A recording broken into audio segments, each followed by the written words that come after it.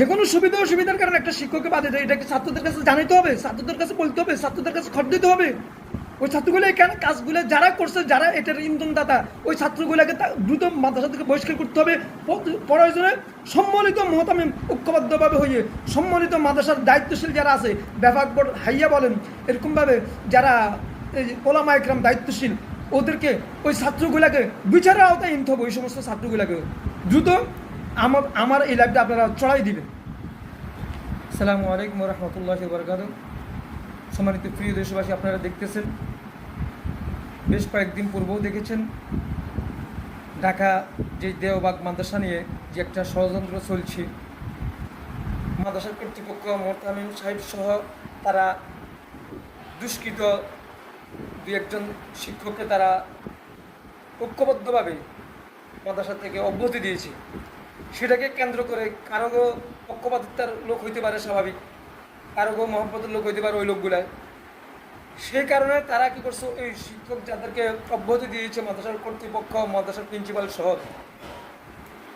এখন অব্যাহতি দেওয়ার কারণে বিভিন্ন দোষ ত্রুটি থাকার কারণে অব্যাহতি দিয়েছে। স্বাভাবিক, মাদ্রাসার যারা পরিচালনা করে তারা বিভিন্ন সময় বিভিন্ন শিক্ষকদেরকে অব্যাহতি দিতে পারে বিভিন্ন সুবিধা অসুবিধার কারণে। এগুলো কি ছাত্রদেরকে জানতে হবে?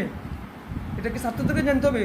আমি মনে করি যে সমস্ত ছাত্ররা ওই দিন প্রথম দিন দেখেছেন আপনারা, ছাত্ররা একটা অপপ্রচার করেছে, কিছু কুচক্র মহল ছাত্র, কাপটে মরে থাকা ছাত্র অপপ্রচার করেছে, জামাত শিবির মাদ্রাসা দখল করতেছে। এটা একটা মিথ্যা নিউজ করেছে, তারা মিথ্যা প্রচার করেছে জনগণকে বিভ্রান্ত করার জন্য।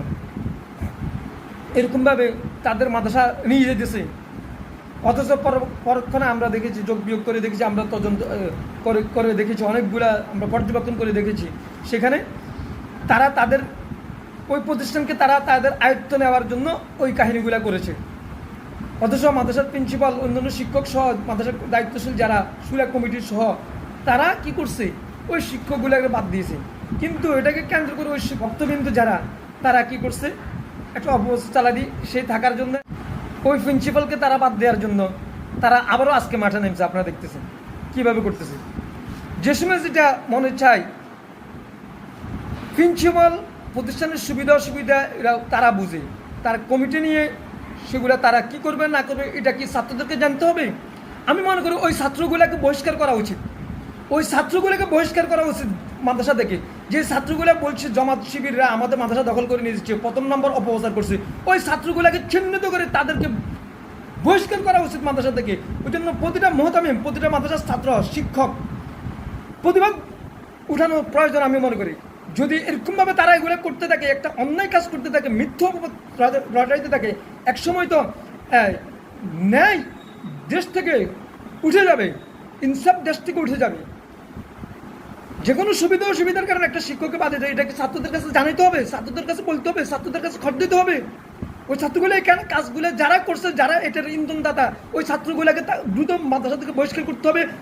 প্রয়োজনে সম্মানিত মোহতামিম ঐক্যবদ্ধভাবে হয়ে সম্মানিত মাদ্রাসার দায়িত্বশীল যারা আছে, ব্যাপক বোর্ড হাইয়া বলেন, এরকমভাবে যারা ওলামা একরাম দায়িত্বশীল, ওদেরকে ওই ছাত্রগুলোকে বিচারের আওতায় আনতে হবে। ওই সমস্ত ছাত্রগুলোকে দ্রুত আমার এই লাইভটা আপনারা চড়াই দিবেন।